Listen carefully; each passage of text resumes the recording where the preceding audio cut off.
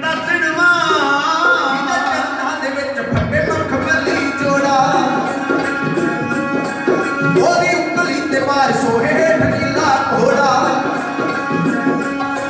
जिदे चरनां दे विच फटे मखमली जोड़ा ओदी उंगली ते मार सोहे हेठ नीला घोड़ा जदों नचदा मैदान वल्ले जांदा जदों नचदा मैदान वल्ले जांदा ओवे झंझरां दी पेशनकार माता गंगा दे दुलारे शिव पातशाह सोहे राणियां तो वध सरकार माता गंगा दे दुलारे शिव पातशाह सोहे राणियां तो वध सरकार भाई बिधी चंद ताई जिन्ना हुक्म सुनाया जिन्ना ढालियां नूं हाथी ते बिठा के मंगवाया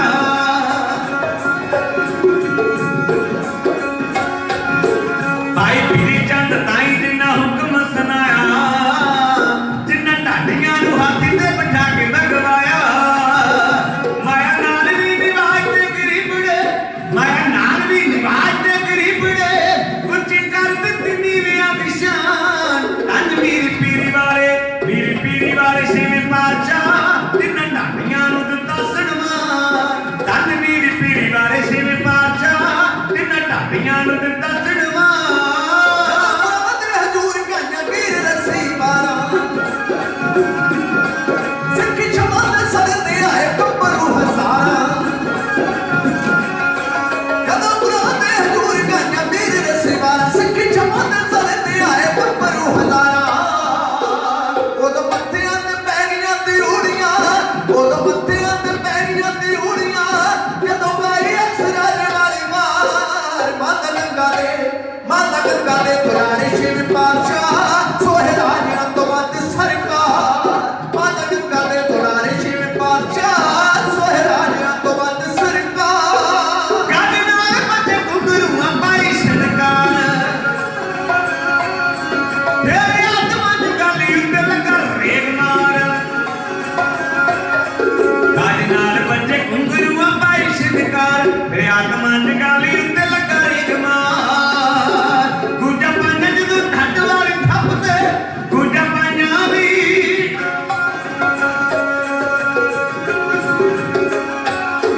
ਗੁੱਜਾ ਪਾਣਾ ਜਦੋਂ ਠੱਡ ਵਾਲੀ ਥੱਪ ਤੇ ਹੋਇਆ ਜ਼ਿੰਦਗੀ ਤੇ ਮੌਤ ਦਾ ਗਿਆਨ ਧੰਨ ਵੀਰ ਪੀਰੀ ਵਾਲੇ ਸ਼ਿਵ ਪਾਤਸ਼ਾਹ ਤਿੰਨਾਂ ਢਾਡੀਆਂ ਨੂੰ ਦਿੱਤਾ ਸਨਮਾਨ ਧੰਨ ਵੀਰ ਪੀਰੀ ਵਾਲੇ ਸ਼ਿਵ ਪਾਤਸ਼ਾਹ ਤਿੰਨਾਂ ਢਾਡੀਆਂ ਨੂੰ ਦਿੱਤਾ ਸਨਮਾਨ ਮੋਤੀਆ ਸਖਾਣੇ ਤੋਂ ਵੀ ਸੀਸ ਤੇ ਚੜਾਏ ਉੱਥੇ ਜੰਨ ਤੇ ਛਰਨ ਕੁਰਬਾਨ ਹੋਣ ਆਏ ਫਿਰ ਮੋਤੀਆ ਸਖਾਣੇ ਤੋਂ ਵੀ ਸੀਸ ਤੇ ਚੜਾਏ ਉੱਥੇ ਜੰਨ ਤੇ ਛਰਨ ਕੁਰਬਾਨ ਹੋਣ ਆਏ ਜਦੋਂ ਨੱਥ ਮੱਲੇ ਅਬਦੁੱਲ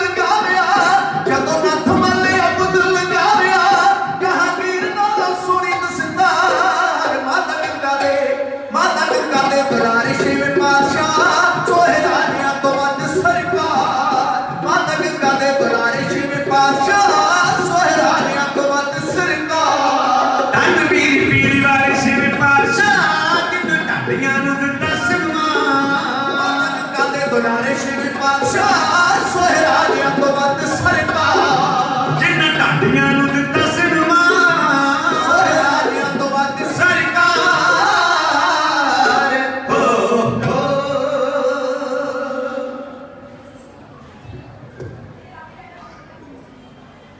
ਚੌਰ ਛਤਰ ਤਖਤ ਦੇ ਮਾਲਕ ਗੁਰੂ ਗ੍ਰੰਥ ਸਾਹਿਬ ਮਹਾਰਾਜ ਜੀ ਦੇ ਮੁਬਾਰਕ ਚਰਨਾਂ ਵਿੱਚ ਸੱਜ ਬੈਠੇ ਗੁਰੂ ਕੀ ਸਾਜੀ ਨਵਾਜੀ ਸਾਧ ਸੰਗਤ ਗੁਰੂ ਗ੍ਰੰਥ ਸਾਹਿਬ ਮਹਾਰਾਜ ਜੀ ਦੀ ਪਵਿੱਤਰ ਬਾਣੀ ਦਾ ਇੱਕ ਪੰਨਾ ਇੱਕ ਸ਼ਬਦ ਸੰਸਾਰ ਦੇ ਬੰਦੇ ਨੂੰ ਭਗਤੀ ਦੀ ਪ੍ਰੇਰਿਤ ਕਰਦਾ ਹੈ ਹਕੀਕਤ ਇਹ ਵੇ ਕਿ ਗੁਰੂ ਕੀ ਬਾਣੀ ਬੰਦੇ ਨੂੰ ਜੀਵਨ ਦਾ ਪ੍ਰਯੋਜਨ ਸਮਝਾਉਂਦੀ ਫਿਰ ਬੰਦਾ ਕਿਹੜੇ ਕੰਮ ਲਈ ਇਸ ਦੁਨੀਆ ਤੇ ਆਇਆ ਜਿਸ ਨੂੰ ਇਸ ਗੱਲ ਦਾ ਗਿਆਨ ਹੋ ਜਾਂਦਾ ਉਹ ਪਰਮਾਰਥ ਦਾ ਬੰਦੀ ਬਣ ਜਾਂਦਾ ਸੰਸਾਰ ਤੋਂ ਉਪਰਾਮ ਹੋ ਕੇ ਪਰਮੇਸ਼ਰ ਦੀ ਬੰਦਗੀ ਵਿੱਚ ਜੁੜਦਾ ਹੈ ਸਦੀਵੀ ਕਾਲ ਲਈ ਪ੍ਰਭੂ ਦੀ ਗੋਦ ਵਿੱਚ ਜਾ ਬਰਾਜਦਾ ਜਿਨ੍ਹਾਂ ਨੇ ਜ਼ਿੰਦਗੀ ਦੇ ਪ੍ਰਯੋਜਨ ਨੂੰ ਸਮਝਿਆ ਹੋਵੇ ਜਿਨ੍ਹਾਂ ਨੇ ਬੰਦਗੀ ਕੀਤੀ ਹੋਵੇ ਜਿਨ੍ਹਾਂ ਨੇ ਮਹਾਰਾਜ ਦੀ ਬਾਣੀ ਨੂੰ ਉਸਦੇ ਆਸ਼ੇ ਮੁਤਾਬਕ ਆਪਣੀ ਜ਼ਿੰਦਗੀ ਜਿਉਣ ਦਾ ਬਲ ਸਿੱਖਿਆ ਹੋਵੇ, ਉਹ ਬੰਦੇ ਦੁਨੀਆ ਵਿੱਚ ਪੂਜਾ ਯੋਗ ਹੋ ਜਾਂਦੇ। ਬੰਦੇ ਦੀ ਉਮਰ ਬਹੁਤ ਛੁਟੇਰੀ ਹੈ, ਪਰ ਇਸ ਵਕਫੇ ਵਿੱਚ ਜਿਹੜੇ ਬੰਦੇ ਪਰਮੇਸ਼ਰ ਦੇ ਰਸਤੇ ਤੇ ਤੁਰ ਜਾਂਦੇ ਨੇ, ਉਹਨਾਂ ਦੀਆਂ ਜਿੱਥੇ ਬਹਿ ਕੇ ਉਹਨਾਂ ਬੰਦਗੀ ਕੀਤੀ ਹੁੰਦੀ ਜਾਂ ਸ਼ਮਸ਼ਾਨ ਘਟਾਵਾਂ ਹੁੰਦੀਆਂ ਨੇ, ਉੱਥੇ ਲੋਕ ਸਿਜਦੇ ਕਰਨ ਲਈ ਜਾਂਦੇ ਤੇ ਝੋਲੀਆਂ ਭਰ ਲਈ ਜਾਂਦੇ। ਮਹਾਂਪੁਰਸ਼ ਬਾਬਾ ਭੂਰੇ ਵਾਲੇ ਜੀ, ਜਿਨ੍ਹਾਂ ਨੇ ਇਸ ਪ੍ਰਯੋਜਨ ਨੂੰ ਸਮਝਿਆ, ਉਹਨਾਂ ਨੂੰ ਗਿਆਨ ਪ੍ਰਾਪਤ ਹੋ ਗਿਆ ਕਿ ਅਸੀਂ ਦੁਨੀਆ ਤੇ ਕਾਰ ਵਿਹਾਰ ਕਰਨ ਵਾਸਤੇ ਕੇਵਲ ਨਹੀਂ ਆਏ, ਪਰਮੇਸ਼ਰ ਦੀ ਯਾਦ ਵਿੱਚ ਜੁੜਨ ਲਈ ਆਏ। ਜੀਵਨ ਦਾ ਪ੍ਰਯੋਜਨ ਸਮਝ ਲਿਆ, ਪਰਮੇਸ਼ਰ ਦੀ ਬੰਦਗੀ ਕੀਤੀ, ਵਾਹਿਗੁਰੂ ਦੇ ਦਰ ਤੇ ਪ੍ਰਵਾਨ ਚੜ ਗਏ। ਅੱਜ ਉਹਨਾਂ ਦੀ ਯਾਦ ਵਿੱਚ ਹਰ ਸਾਲ ਦੀ ਤਰ੍ਹਾਂ ਜੋੜ ਮੇਲਾ ਲੱਗਾ। ਅਸੀਂ ਇੱਥੇ ਆ ਕੇ ਮੰਨਤਾਂ ਮੰਨਦੇ ਹਾਂ, ਉਹਨਾਂ ਦੇ ਜੀਵਨ ਤੋਂ ਸੇਧ ਲੈਂਦੇ ਹਾਂ। ਅਸਲ ਵਿੱਚ ਜੋੜ ਮੇਲਾ ਮਨਾਉਣ ਦਾ ਮਕਸਦ ਹੈ ਕਿ ਜਿਸ ਦੀ ਯਾਦ ਵਿੱਚ ਜੁੜੇ ਹਾਂ, ਉਸ ਦਾ ਜੀਵਨ ਆਚਰਣ ਕਿਹੋ ਜਿਹਾ ਸੀ, ਉਹ ਕਿੱਦਾਂ ਦੇ ਸਾਨੂੰ, ਉਹਨਾਂ ਨੇ ਜ਼ਿੰਦਗੀ ਵਿੱਚ ਕੀ ਕੀਤਾ ਤੇ ਸਾਨੂੰ ਕੀ ਕਰਨਾ ਚਾਹੀਦਾ। ਉਹਨਾਂ ਨੇ ਬੰਦਗੀ ਕੀਤੀ, ਉਹ ਨਿਰੰਕਾਰ ਦੇ ਦਰ ਤੇ ਪ੍ਰਵਾਨ ਚੜੇ। ਉਹਨਾਂ ਦੇ ਪਵਿੱਤਰ ਸਥਾਨ ਤੇ ਗੁਰੂ ਕੀ ਸੰਗਤ ਦੇ ਰੂਪ ਵਿੱਚ ਆਪ ਜੀ ਨੂੰ ਤੇ ਸਾਨੂੰ ਜੁੜਨ ਦਾ ਸੁਭਾਗ ਪ੍ਰਾਪਤ ਹੋਇਆ। ਅੱਜ ਦੇ ਦੀਵਾਨ ਵਿੱਚ ਉਹਨਾਂ ਦੇ ਪਾਵਨ ਸਥਾਨ ਤੇ ਮਹਾਰਾਜ ਦੀ ਪਵਿੱਤਰ ਹਾਜ਼ਰੀ ਵਿੱਚ ਕੁਝ ਪੰਨੇ ਅਰਥ ਕਰਨ ਤੋਂ ਪਹਿਲਾਂ ਗੁਰੂ ਗੋਬਿੰਦ ਸਿੰਘ ਮਹਾਰਾਜ ਜੀ ਨੇ ਜਿਹੜਾ ਸਾਨੂੰ ਹੁਕਮ ਕੀਤਾ, ਉਸ ਦੀ ਪਾਲਣਾ ਕਰੀ। ਉਸ ਤੋਂ ਪਹਿਲਾਂ ਇੱਕ ਗੱਲ ਤੁਹਾਡੇ ਨਾਲ ਸਾਂਝੀ ਕਰਾਂ। ਬਰਸਾਤ ਹੋ ਰਹੀ ਸੀ ਤੇ ਧਰਮਾਤਮਾ ਦੇ ਡੇਰੇ ਵਿੱਚ ਦੋ ਮਨੁੱਖ ਬੈਠੇ ਸਨ। ਕਿਸੇ ਸਾਧੂ ਨੂੰ ਪੁੱਛ ਰਹੇ ਸਨ ਭਈ ਰੱਬ ਦੀ ਦਰ ਤੇ ਪ੍ਰਵਾਨ ਕਿਵੇਂ ਚੜ੍ਹਿਆ ਜਾ ਸਕਦਾ ਹੈ। ਉਹਨੇ ਦੋਨਾਂ ਨੂੰ ਇੱਕ ਘੜਾ ਦਿੱਤਾ, ਇੱਕ ਨੂੰ ਆਖਿਆ ਮੂੰਹ ਦਾ ਮਾਰ ਦੇ, ਇੱਕ ਨੂੰ ਕਿਹਾ ਸਿੱਧਾ ਰੱਖ ਦੇ। ਉਹਨਾਂ ਨੇ ਬਰਸਾਤ ਵਿੱਚ ਇੱਕ ਘੜਾ ਮੂੰਹ ਦਾ ਮਾਰ ਦਿੱਤਾ, ਇੱਕ ਸਿੱਧਾ ਰੱਖ ਦਿੱਤਾ। ਜਦੋਂ ਬਰਸਾਤ ਥੰਮੀ ਤੇ ਉਹ ਸਾਧੂ ਨੇ ਆਖਿਆ ਦੋਵੇਂ ਘੜੇ ਚੁੱਕ ਕੇ ਲਿਆਓ। ਜਦੋਂ ਚੁੱਕ ਕੇ ਲਿਆਂਦੇ, ਜਿਹੜਾ ਮੂੰਹ ਦਾ ਸੀ ਉਹਦੇ ਵਿੱਚ ਪਾਣੀ ਦੀ ਇੱਕ ਬੂੰਦ ਵੀ ਨਾ ਪਈ, ਜਿਹੜਾ ਸਿੱਧਾ ਸੀ ਉਹ ਕੰਢਿਆਂ ਤੱਕ ਭਰ ਗਿਆ। ਸਾਧੂ ਨੇ ਆਖਿਆ ਬਸ ਇਹੀ ਜ਼ਿੰਦਗੀ ਦਾ ਪ੍ਰਯੋਜਨ ਹੈ, ਜਦੋਂ ਵੀ ਗੁਰੂ ਕੀ ਸੰਗਤ ਵਿੱਚ ਜਾਓ, ਆਤਮਾ ਦਾ ਭਾਂਡਾ ਸਿੱਧਾ ਰੱਖੋ ਤਾਂ ਕਿ ਕੰਢਿਆਂ ਤੱਕ ਭਰ ਜਾਵੇ। ਜੇ ਆਤਮਾ ਦਾ ਭਾਂਡਾ ਹੀ ਮੂੰਹ ਦਾ ਮਾਰ ਦਿੱਤਾ ਤੇ ਮਹਾਰਾਜ ਦੀ ਪਵਿੱਤਰ ਬਾਣੀ ਵਿੱਚ ਸ਼ਬਦ ਵੀ ਆਉਂਦਾ ਹੈ, ਇੱਕ ਭਾਲਥੇ ਨਾਤਿਆਂ ਦੋਏ ਪਾਚੜੀਏ ਸੋ।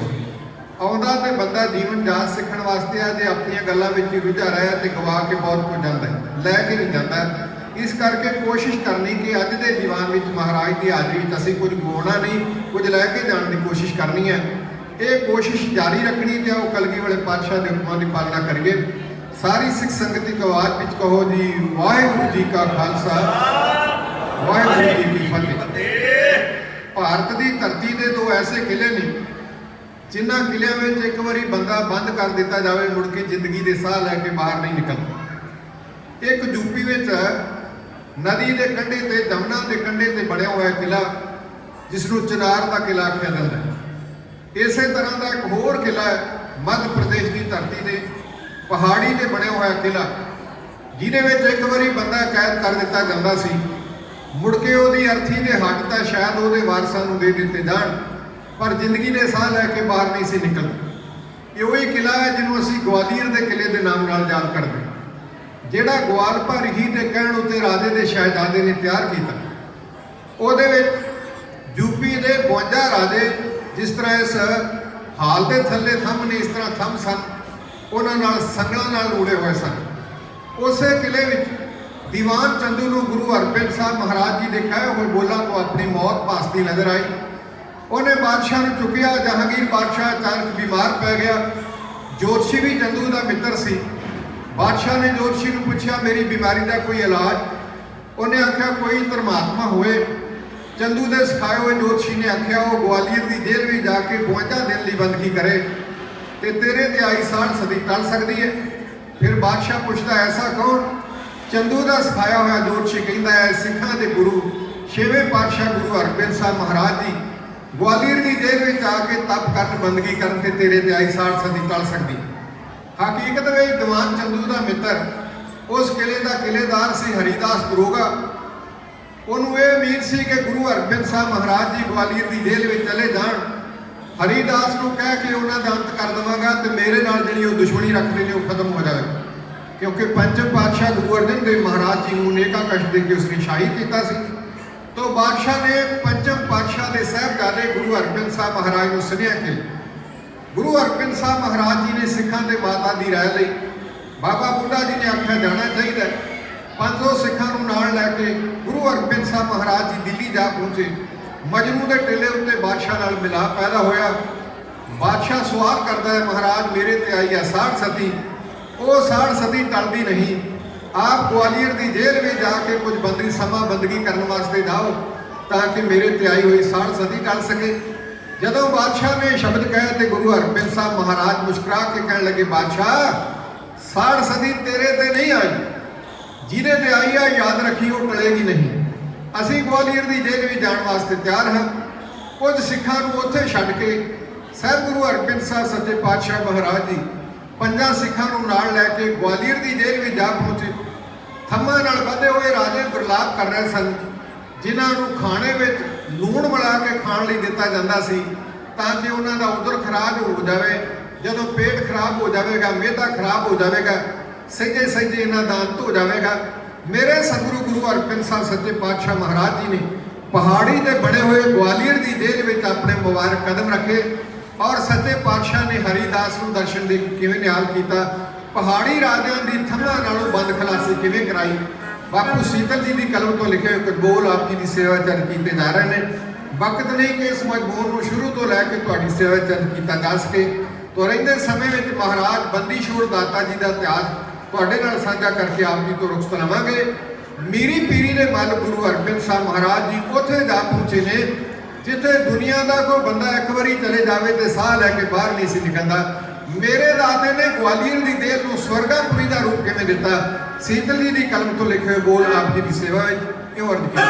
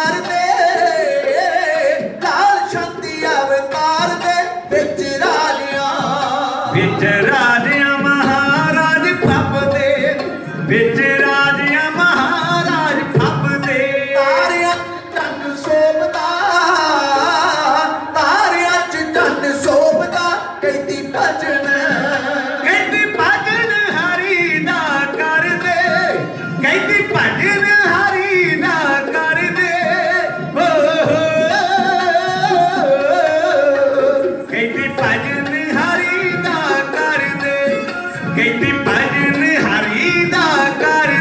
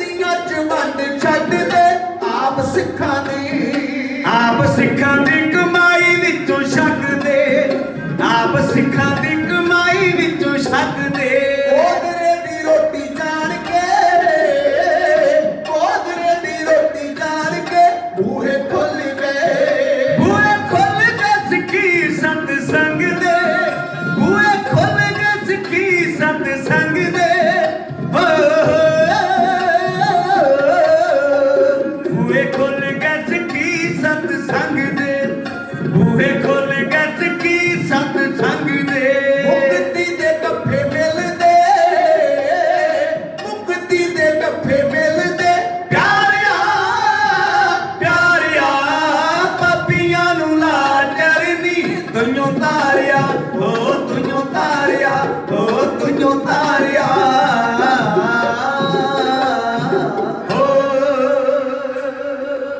ਬਾਦਸ਼ਾਹ ਵੱਲੋਂ ਮੀਰੀ ਪੀਰੀ ਦੇ ਮੱਲ ਗੁਰੂ ਹਰਗੋਬਿੰਦ ਸਾਹਿਬ ਮਹਾਰਾਜ ਜੀ ਦੇ ਖਰਚੇ ਵਾਸਤੇ 100 ਰੁਪਇਆ ਰੋਜ਼ਾਨਾ ਮਿਲਦਾ ਸੀ। ਜਿਹੜੇ ਪਹਾੜੀ ਰਾਜੇ ਥੰਮਾਂ ਨਾਲ ਬੱਧੇ ਸਨ ਉਹਨਾਂ ਦੇ ਪਾਟੇ ਹੋਏ ਵਸਤਰ ਸਨ, ਕਿਉਂਕਿ ਪਾਉਣ ਲਈ ਚੰਗਾ ਕੱਪੜਾ ਨਹੀਂ ਮਿਲਦਾ, ਖਾਣ ਲਈ ਚੰਗੇ ਪਦਾਰਥ ਨਹੀਂ ਮਿਲਦੇ, ਭੋਜਨ ਨਹੀਂ ਮਿਲਦਾ। ਸਾਰਿਆਂ ਤੋਂ ਪਹਿਲਾਂ ਗੁਰੂ ਹਰਗੋਬਿੰਦ ਸਾਹਿਬ ਮਹਾਰਾਜ ਜੀ ਨੇ ਹਰੀਦਾਸ ਦਰੋਗੇ ਨੂੰ ਆਖਿਆ ਵੀ ਇਹਨਾਂ ਰਾਜਿਆਂ ਨੂੰ ਸੰਗਲਾਂ ਨਾਲ ਕਿਉਂ ਬੱਧਾ? ਕਹਿਣ ਲੱਗਾ ਜੀ ਬਾਦਸ਼ਾਹ ਦੇ ਹੁਕਮ ਮੁਤਾਬਕ ਇਹ ਬਗਾਵਤ ਕੀਤੀ ਸੀ ਇਹਨਾਂ ਨੇ। ਮਹਾਰਾਜ ਕਹਿਣ ਲੱਗੇ ਬੰਨਣ ਦਾ ਕੀ ਕਾਰਨ? ਇਹਨਾਂ ਦੇ ਦੌੜ ਜਾਣ ਦਾ ਖਤਰਾ ਹੈ। ਹਜੂਰ ਕਹਿਣ ਲੱਗੇ ਸਾਡੀ ਜ਼ਿੰਮੇਵਾਰੀ। ਗੁਰੂ ਹਰਗੋਬਿੰਦ ਸਾਹਿਬ ਮਹਾਰਾਜ ਜੀ ਨੇ ਹਰੀਦਾਸ ਦਰੋਗੇ ਨੂੰ ਕਹਿ ਕੇ ਸੰਗਲਾਂ ਨਾਲ ਮੂੜੇ ਹੋਏ ਰਾਜਿਆਂ ਨੂੰ ਉਥੋਂ ਸੰਗਲਾਂ ਨਾਲੋਂ ਜਿਹੜੀ ਬੰਦਸ਼ੀ ਉਹ ਤੜਵਾ ਦਿੱਤੀ। ਸਾਹਿਬ ਗੁਰੂ ਹਰਗੋਬਿੰਦ ਸਾਹਿਬ ਮਹਾਰਾਜ ਨੇ ਆਖਿਆ ਇਹਨਾਂ ਦੇ ਭੋਜਨ ਵਿੱਚ ਸੁਧਾਰ ਕਰੋ। ਜਦੋਂ ਕੋਈ ਜੇਲ੍ਹ ਦਾ ਸੁਪਰਡੈਂਟ ਜੇਲ੍ਹ ਦਾ ਚੱਕਰ ਲਾਉਣ ਲਈ ਜਾਂਦਾ ਹੈ ਤੇ ਕੈਦੀ ਆਪਣੀਆਂ ਸ਼ਿਕਾਇਤਾਂ ਦੱਸਦੇ ਨਾ, ਇਸ ਤਰ੍ਹਾਂ ਦੀਨ ਦੁਨੀ ਦੇ ਮੱਲ ਗੁਰੂ ਹਰਗੋਬਿੰਦ ਸਾਹਿਬ ਮਹਾਰਾਜ ਜੀ ਗਵਾਲੀਅਰ ਦੀ ਜੇਲ੍ਹ ਵਿੱਚ ਪਹੁੰਚੇ ਸਨ ਤੇ ਕੈਦੀ ਆਪਣੀਆਂ ਸ਼ਿਕਾਇਤਾਂ ਦੱਸਦਾ, ਮਹਾਰਾਜ ਸਾਨੂੰ ਭੋਜਨ ਚੰਗਾ ਨਹੀਂ ਮਿਲਦਾ, ਆਟੇ ਵਿੱਚ ਅੱਧਾ ਲੂਣ ਪਾ ਕੇ ਦਿੱਤਾ ਜਾਂਦਾ ਹੈ, ਲੂਣ ਮਿਕਦਾਰ ਤੋਂ ਵੱਧ ਖਾ ਲਈਏ ਬੰਦੇ ਦਾ ਮਿਹਦਾ ਖਰਾਬ ਹੋ ਜਾਂਦਾ। ਸਾਹਿਬਾਂ ਨੇ ਆਖਿਆ ਇਹਨਾਂ ਦਾ ਖਾਣਾ ਚੰਗਾ ਕੀਤਾ ਜਾਵੇ। ਜਿਹੜਾ 100 ਰੁਪਇਆ ਬਾਦਸ਼ਾਹ ਵੱਲੋਂ ਸਾਨੂੰ ਮਿਲਦਾ ਹੈ ਉਹਦੇ ਵਿੱਚੋਂ ਵਸਤਰ ਖਰੀਦ ਕੇ, ਕੱਪੜੇ ਖਰੀਦ ਕੇ ਇਹਨਾਂ ਦਾ ਲਿਬਾਸ ਚੰਗਾ ਪਹਿਨਣ ਲਈ ਦਿੱਤਾ ਜਾਵੇ। ਹਰੀਦਾਸ ਦਰੋਗੇ ਨੇ ਖਾਣੇ ਵਿੱਚ ਸੁਧਾਰ ਕਰ ਦਿੱਤਾ, ਕੱਪੜੇ ਚੰਗੇ ਸਲਾਹ ਦਿੱਤੇ। ਫਿਰ ਮਹਾਰਾਜ ਜੀ ਦੋਨੇ ਟਾਈਮ ਸਤਸੰਗ ਕਰਦੇ, ਪੱਥਰ ਦੀ ਸਿਲਾ ਤੇ ਬਹਿ ਜਾਂਦੇ ਨੇ, ਸਤਨਾਮ ਵਾਹਿਗੁਰੂ ਦਾ ਜਾਪ ਹੁੰਦਾ ਹੈ, ਫਿਰ ਵਿਚਾਰਾਂ ਹੁੰਦੀਆਂ ਨੇ। ਰਾਜੇ ਭੁੱਲ ਗਿਆ ਵੀ ਅਸੀਂ ਆਪਣੀਆਂ ਰਿਆਸਤਾਂ ਤੋਂ ਇੱਥੇ ਕੈਦੀਆਂ ਦੇ ਰੂਪ ਵਿੱਚ ਜ਼ਿੰਦਗੀ ਗੁਜ਼ਾਰ, ਮਹਾਰਾਜ ਨੇ ਸਵਰਗਾਪੁਰੀ ਬਣਾ ਦਿੱਤੀ। ਇਹਨਾਂ ਦਿਨਾਂ ਵਿੱਚ ਦੀਵਾਨ ਚੰਦੂ ਨੇ ਆਪਣੇ ਮਿੱਤਰ ਹਰੀਦਾਸ ਦਰੋਗੇ ਵੱਲ ਇੱਕ ਚਿੱਠੀ ਲਿਖੀ ਔਰ ਚਿੱਠੀ ਦੇ ਨਾਲ 500 ਰੁਪਇਆ ਵੀ ਭੇਜਿਆ। ਚਿੱਠੀ ਦੇ ਲਿਖਿਆ ਸੀ, ਮੇਰੇ ਮਿੱਤਰ, ਮੇਰਾ ਦੁਸ਼ਮਣ ਜਿਹਨੇ ਪ੍ਰਣ ਕੀਤਾ ਹੈ ਕਿ ਮੇਰੇ ਬਾਪ ਨੂੰ ਜਿਨ੍ਹਾਂ ਨੇ ਸ਼ਹੀਦ ਕੀਤਾ ਉਹਨਾਂ ਨੂੰ ਕੜੀ ਸਜ਼ਾ ਦੇ ਕੇ ਮਾਰਾਂਗਾ, ਉਹ ਤੇਰੀ ਅਧੀਨਗੀ ਵਿੱਚ ਹੈ, ਕਾਫਰਾਂ ਦਾ ਛੇਵਾਂ ਪੀਰ ਹਰਗੋਬਿੰਦ, ਤੂੰ ਮੇਰਾ ਮਿੱਤਰ ਹੈ, 500 ਰੁਪਇਆ ਐਡਵਾਂਸ ਭੇਜ ਰਿਹਾ ਹੈ ਤੇ ਬਾਕੀ ਕੋਈ ਕਸਰ ਨਹੀਂ ਛੱਡਾਂਗਾ। ਮੈਂ ਬਾਦਸ਼ਾਹ ਦਾ ਦੀਵਾਨ ਹਾਂ, ਮੇਰੇ ਦੁਸ਼ਮਣ ਨੂੰ ਖਾਣੇ ਵਿੱਚ ਜ਼ਹਿਰ ਦੇ ਕੇ ਮਾਰ ਦੇ, ਕੋਈ ਕਮੀ ਬਾਕੀ ਨਹੀਂ ਰਹੇ। ਉਹ ਨਹੀਂ ਸੀ ਜਾਣਦਾ ਵੀ ਹਰੀਦਾਸ ਚੰਦੂ ਦਾ ਮਿੱਤਰ ਤੇ ਹੈ ਸੀ, ਉਹਦਾ ਤੇ ਮਿੱਤਰ ਸੀ, ਪਰ ਗੁਰੂ ਹਰਗੋਬਿੰਦ ਸਾਹਿਬ ਮਹਾਰਾਜ ਦਾ ਪਿਆਰਾ ਸਿੱਖ ਬਣ ਬੈਠਾ ਸੀ। ਮਹਾਰਾਜ ਨੇ ਦਰਸ਼ਨ ਕਰਕੇ ਹਜ਼ੂਰ ਦੇ ਚਰਨਾਂ ਤੋਂ ਕੁਰਬਾਨ ਜਾਂਦਾ ਸੀ। ਚੰਦੂ ਵੱਲੋਂ ਭੇਜੀ ਹੋਈ ਚਿੱਠੀ ਹਰੀਦਾਸ ਨੇ ਗੁਰੂ ਹਰਗੋਬਿੰਦ ਸਾਹਿਬ ਮਹਾਰਾਜ ਦੇ ਕਰ ਕਮਲਾਂ ਵਿੱਚ ਦੇ ਦਿੱਤੀ ਔਰ ਮਹਾਰਾਜ ਨੇ ਉਹ ਚਿੱਠੀ ਪੜ੍ਹੀ ਤੇ ਸਤਿਗੁਰਾਂ ਨੇ ਆਪਣੀ ਪੋਸ਼ਾਕ ਦੀ ਜੇਬ ਵਿੱਚ ਪਾ ਲਈ। ਕੁਝ ਅਰਸੇ ਤੋਂ ਬਾਅਦ ਦੀਵਾਨ ਚੰਦੂ ਨੇ ਉਡੀਕਣ ਤੋਂ ਬਾਅਦ ਇੱਕ ਹੋਰ ਚਿੱਠੀ ਲਿਖੀ ਔਰ ਉਹਦੇ ਨਾਲ ਇੱਕ ਪੋਸ਼ਾਕ ਭੇਜੀ ਤੇ ਚਿੱਠੀ ਤੇ ਲਿਖਿਆ ਸੀ, ਮੇਰੇ ਮਿੱਤਰ, ਮੈਂ ਬੜਾ ਵੱਡਾ ਧਨ ਪਦਾਰਥ ਦੇ ਕੇ ਤੈਨੂੰ ਮਾਲਾ ਮਾਲ ਕਰ ਦੇਵਾਂਗਾ।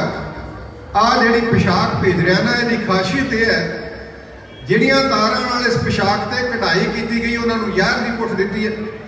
ਜਿਹੜਾ ਬੰਦਾ ਇਹ ਪੋਸ਼ਾਕ ਪਾ ਲਵੇਗਾ ਉਹਦੇ ਜਿਸਮ ਤੇ ਕੋੜ ਵਰਗਾ ਭਿਆਨਕ ਰੋਗ ਪੈਦਾ ਹੋ ਜਾਵੇਗਾ, ਕੋਈ ਵੀ ਦਵਾਈ ਲਿਆ ਇਲਾਜ ਨਹੀਂ ਹੋ ਸਕਦਾ, ਸਿੱਧੇ ਸਿੱਧੇ ਉਸ ਦਾ ਅੰਤ ਹੋ ਜਾਵੇਗਾ। ਤੇ ਇਹ ਪੋਸ਼ਾਕ ਕਿਸੇ ਨਾ ਕਿਸੇ ਤਰੀਕੇ ਤਰ੍ਹਾਂ ਕਾਫਰਾਂ ਦੇ ਪੀਰ ਹਰਗੋਬਿੰਦ ਨੂੰ ਪਹਿਨਾ ਦਿੱਤੀ ਜਾਵੇ। ਗੁਰੂ ਕੀ ਸਾਜੀ ਨਵਾਜੀ ਸਾਧ ਸੰਗਤ, ਹਰੀਦਾਸ ਦਰੋਗੇ ਨੇ ਉਹ ਚਿੱਠੀ ਪੜ੍ਹੀ, ਪੋਸ਼ਾਕ ਵੇਖੀ, ਚਿੱਠੀ ਦੇ ਪੋਸ਼ਾਕ ਲੈ ਕੇ ਗੁਰੂ ਹਰਗੋਬਿੰਦ ਸਾਹਿਬ ਮਹਾਰਾਜ ਦੇ ਚਰਨਾਂ ਵਿੱਚ ਜਾ ਪਈ ਔਰ ਚਿੱਠੀ ਗੁਰੂ ਹਰਗੋਬਿੰਦ ਸਾਹਿਬ ਮਹਾਰਾਜ ਦੇ ਕਰ ਕਮਲਾਂ ਵਿੱਚ ਦਿੱਤੀ। ਮਹਾਰਾਜ ਨੇ ਉਹ ਚਿੱਠੀ ਪੜ੍ਹੀ ਤੇ ਹਜ਼ੂਰ ਨੂੰ ਹਰੀਦਾਸ ਕਹਿਣ ਲੱਗਾ, ਮਹਾਰਾਜ ਜੀ ਦੀਵਾਨ ਚੰਦੂ ਵਾਅਦੇ ਕਰ ਰਿਹਾ, ਉਹਨੂੰ ਸਜ਼ਾ ਕਿਉਂ ਨਹੀਂ ਦਿੰਦੇ? ਹਜ਼ੂਰ ਕਹਿਣ ਲੱਗੇ, ਹਰੀਦਾਸਾ ਵਕਤ ਕਰੀਬ ਆਉਣ ਵਾਲਾ। ਗੁਰੂ ਕੀ ਸਾਜੀ ਨਵਾਜੀ ਸਾਧ ਸੰਗਤ, ਪੋਸ਼ਾਕ ਵੀ ਮਹਾਰਾਜ ਨੇ ਸਾਂਭ ਲਈ, ਪਹਿਲੀ ਦੀ ਚਿੱਠੀ ਦੀ ਤਰ੍ਹਾਂ ਇਹ ਦੂਜੀ ਚਿੱਠੀ ਵੀ ਸਾਂਭ ਕੇ ਰੱਖ ਲਈ। ਸਮਾਂ ਆਪਣੀ ਚਾਲ ਚੱਲਦਾ ਗਿਆ। 40 ਦਿਨਾਂ ਵਾਸਤੇ ਮਹਾਰਾਜ ਨੂੰ ਗਵਾਲੀਅਰ ਦੀ ਜੇਲ੍ਹ ਵਿੱਚ ਭੇਜਿਆ ਸੀ। ਬਾਦਸ਼ਾਹ ਨੂੰ ਇਸ ਪਾਸੇ ਧਿਆਨ ਹੀ ਨਹੀਂ ਆਉਣ ਦਿੰਦਾ ਦੀਵਾਨ ਚੰਦੂ ਕਿ ਮਹਾਰਾਜ ਨੂੰ ਰਿਹਾ ਕੀਤਾ ਜਾਵੇ। ਆਖਰਕਾਰ ਬਾਦਸ਼ਾਹ ਆਪਣੇ ਹਰਮਾਂ ਵਿੱਚ ਆਰਾਮ ਫਰਮਾ ਰਿਹਾ ਸੀ। ਰਾਤ ਸੁੱਤਾ ਪਿਆ ਸੀ, ਭਿਆਨਕ ਸੁਪਨਾ ਆਉਂਦਾ ਹੈ ਕਿ ਕੋਈ ਮਹਾਨ ਸ਼ੇਰ, ਵੱਡਾ ਸ਼ੇਰ ਉਹਦੀ ਛਾਤੀ ਤੇ ਚੜ੍ਹਦਾ ਹੈ ਔਰ ਉਹਨੂੰ ਕਜਾ ਸਾਹਮਣੇ ਨਜ਼ਰ ਆਉਂਦੀ ਹੈ। ਉਹਨੇ ਮੌਲਵੀਆਂ ਨੂੰ ਸੱਦ ਕੇ ਬੜੇ ਟੂਣੇ ਟਪਾਣੇ ਕਰਾਏ, ਧਾਗੇ ਪਵਾਏ, ਪਰ ਠੀਕ ਨਹੀਂ ਹੋ ਰਿਹਾ। ਇਹਨਾਂ ਦਿਨਾਂ ਵਿੱਚ ਸਾਈਂ ਮੀਆਂ ਮੀਰ ਜੀ, ਇਹਨਾਂ ਨੂੰ ਪਤਾ ਲੱਗਾ ਕਿ ਗੁਰੂ ਹਰਗੋਬਿੰਦ ਸਾਹਿਬ ਮਹਾਰਾਜ ਜੀ ਗਵਾਲੀਅਰ ਦੀ ਜੇਲ੍ਹ ਵਿੱਚ ਪੰਚਮ ਪਾਤਸ਼ਾਹ ਸਤਿਗੁਰਾਂ ਦੇ ਸਾਹਿਬਜ਼ਾਦੇ ਨੂੰ ਕੈਦ ਕੀਤਾ ਹੋਇਆ ਹੈ ਰਿਹਾਈ ਦਿੱਤੀ ਨਹੀਂ ਜਾ ਰਹੀ ਤੇ ਚਲਦੇ ਚਲਦੇ ਮੀਆਂ ਮੀਰ ਜੀ ਦਿੱਲੀ ਜਾ ਪਹੁੰਚੇ। ਦਿੱਲੀ ਜਾ ਕੇ ਕਿਉਂਕਿ ਨੂਰਜਹਾਂ ਬੇਗਮ ਜਹਾਂਗੀਰ ਬਾਦਸ਼ਾਹ ਦੀ ਬੇਗਮ ਜਿਹੜੀ ਸੀ ਇਸ ਦੀ ਮਰੀਦ ਸੀ, ਬੇਗਮ ਨੂੰ ਜਾ ਕੇ ਮਿਲੇ। ਬੇਗਮ ਨੂਰਜਹਾਂ ਨੇ ਬੜਾ ਵੱਡਾ ਸਤਿਕਾਰ ਕੀਤਾ, ਮਾਣ ਕੀਤਾ। ਫਿਰ ਸਵਾਲ ਕਰਦੀ ਹੈ, ਆਪ ਅੱਲਾ ਤੱਕ ਰਸਾਈ ਰੱਖਣ ਵਾਲੇ ਕਾਮਲ ਫਕੀਰ ਹੋ, ਬਾਦਸ਼ਾਹ ਕਈਆਂ ਦਿਨਾਂ ਤੋਂ ਖੁਆਬਾਂ ਦੀ ਦੁਨੀਆ ਵਿੱਚ ਗਵਾਚਦਾ ਤੇ ਬੜਾ ਵੱਡਾ ਸ਼ੇਰ ਆ ਕੇ ਡਰਾਉਂਦਾ ਹੈ, ਇਲਾਜ ਕੀਤਾ ਜਾ ਰਿਹਾ ਹੈ, ਬਾਦਸ਼ਾਹ ਤੰਦਰੁਸਤ ਨਹੀਂ ਹੋ ਰਿਹਾ, ਤੁਸੀਂ ਇਹਨਾਂ ਨੂੰ ਠੀਕ ਕਰੋ। ਤਾਂ ਸਾਈਂ ਮੀਆਂ ਮੀਰ ਜੀ ਕਹਿਣ ਲੱਗੇ, ਬੇਗਮ ਸਾਹਿਬਾ, ਜਦੋਂ ਰੱਬ ਦੇ ਪਿਆਰਿਆਂ ਨੂੰ ਕੋਈ ਰਾਜਨੀਤਿਕ ਬੰਦਾ ਪਰੇਸ਼ਾਨ ਕਰੇ ਤੇ ਰੱਬ ਇਸ ਤਰ੍ਹਾਂ ਹੀ ਕਰਦਾ। ਪਹਿਲਾਂ ਗੁਰੂ ਅਰਜਨ ਦੇਵ ਮਹਾਰਾਜ ਦੀ ਬੇਗੁਨਾਹ ਸਤਿਗੁਰਾਂ ਨੂੰ ਨੇਕਾਂ ਕਸ਼ਟ ਦੇ ਕੇ ਸ਼ਹੀਦ ਕੀਤਾ ਗਿਆ। ਹੁਣ ਬਿਨਾਂ ਵਜ੍ਹਾ ਤੋਂ ਉਹਨਾਂ ਦੇ ਸਾਹਿਬਜ਼ਾਦੇ ਨੂੰ ਇੱਕ ਬਹਾਨਾ ਬਣਾ ਕੇ ਗਵਾਲੀਅਰ ਦੀ ਜੇਲ੍ਹ ਵਿੱਚ ਬੰਦ ਕੀਤਾ ਤੇ ਰਿਹਾਈ ਦਾ ਹੁਕਮ ਨਹੀਂ ਦੇ ਰਿਹਾ ਬਾਦਸ਼ਾਹ। ਭਿਆਨਕ ਸੁਪਨੇ ਨਾ ਹੋਣ ਤੇ ਹੋਰ ਕੀ ਹੋਵੇ, ਕੀ ਕਰਨਾ ਚਾਹੀਦਾ? ਬੇਗਮ ਨੇ ਸਵਾਲ ਕੀਤਾ। ਸਾਈਂ ਜੀ ਨੇ ਆਖਿਆ, ਤੁਰੰਤ ਮਹਾਰਾਜ ਦੀ ਰਿਹਾਈ ਦਾ ਹੁਕਮ ਦਿੱਤਾ ਜਾ।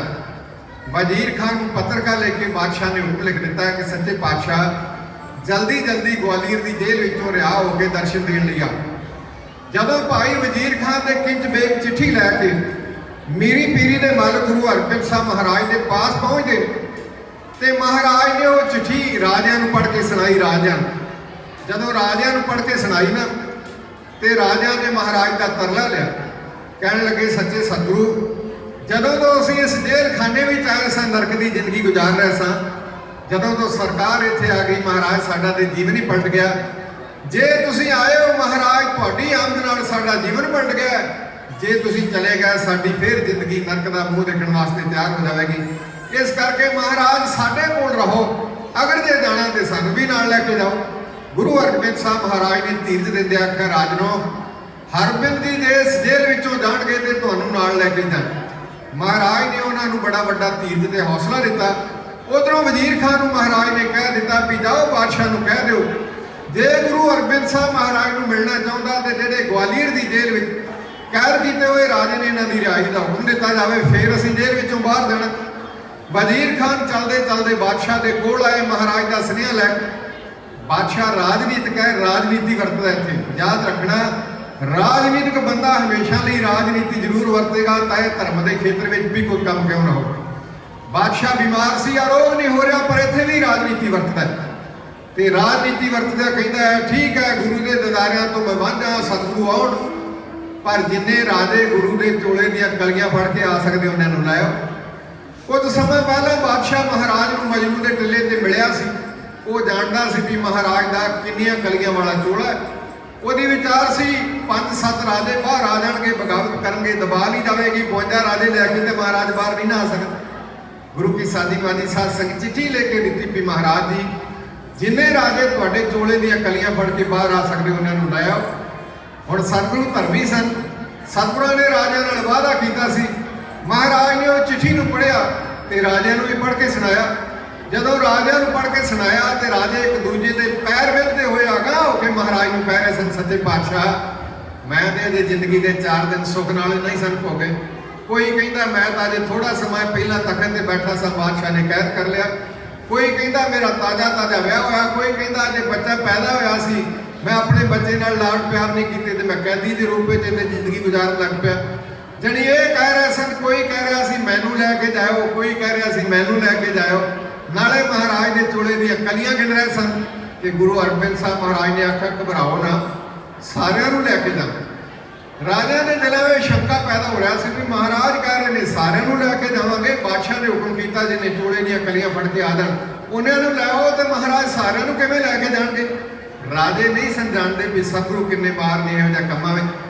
ਮੀਰੀ ਪੀਰੀ ਦੇ ਮਾਲਕ ਗੁਰੂ ਹਰਗੋਬਿੰਦ ਸਾਹਿਬ ਮਹਾਰਾਜ ਜੀ ਇੱਕ ਦਿਨ ਬਾਬਾ ਬਿਧੀ ਚੰਦ ਸਾਹਿਬ ਜੀ ਨੂੰ ਕਹਿਣ ਲੱਗੇ, ਆਪ ਜਾਓ ਗਵਾਲੀਅਰ ਸ਼ਹਿਰ ਵਿੱਚ, ਬਜਾਜੀ ਦੀ ਦੁਕਾਨ ਤੋਂ ਕੱਪੜਾ ਖਰੀਦੋ, ਦਰਜੀ ਦੇ ਪਾਸ ਜਾ ਕੇ ਸਾਡੇ ਵਾਸਤੇ ਖੁੱਲਾ ਚੋਲਾ ਸਿਲਾ ਕੇ ਲਿਆਓ। ਇੱਕ ਗੱਲ ਯਾਦ ਰੱਖਣੀ ਕਿ ਉਹ ਚੋਲੇ ਦੀਆਂ ਕਲੀਆਂ 52 ਹੋਣੀਆਂ ਚਾਹੀਦੀਆਂ, ਕਿਉਂਕਿ 52 ਰਾਜਿਆਂ ਨੂੰ ਨਾਲ ਲੈ ਕੇ ਬਣ ਜਾਣ। ਬਾਬਾ ਬਿਧੀ ਚੰਦ ਸਾਹਿਬ ਜੀ ਮਹਾਰਾਜ ਦੀ ਆਗਿਆ ਪਾ ਕੇ ਗਵਾਲੀਅਰ ਸ਼ਹਿਰ ਵਿੱਚ ਗਏ, ਕੱਪੜਾ ਖਰੀਦਿਆ, ਦਰਜੀ ਕੋਲੇ ਗਏ, 52 ਕਲੀਆਂ ਵਾਲਾ ਚੋਲਾ ਸਿਲਾ ਕੇ ਮਹਾਰਾਜ ਦੇ ਕਰ ਕਮਲਾਂ ਵਿੱਚ ਹਾਜ਼ਰ ਕਰ ਦਿੱਤਾ। ਹੁਣ ਸਤਿਗੁਰਾਂ ਨੇ ਰਾਜਿਆਂ ਨੂੰ ਤਿਆਰੀ ਦਾ ਹੁਕਮ ਦਿੱਤਾ।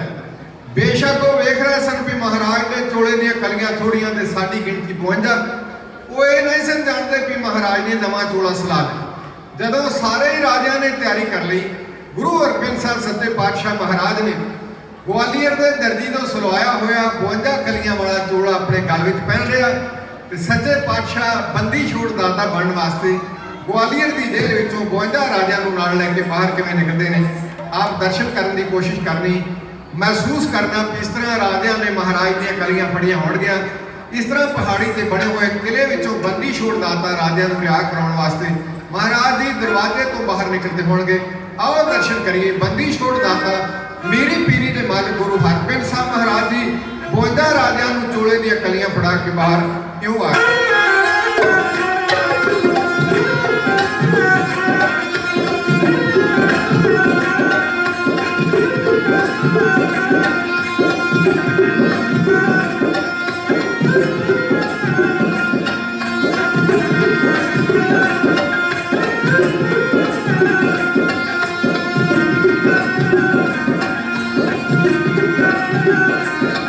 ਛੇਵੇਂ ਪਾਤਸ਼ਾਹ ਤੇਰਾ ਦੀਦਾਰ ਕਰਕੇ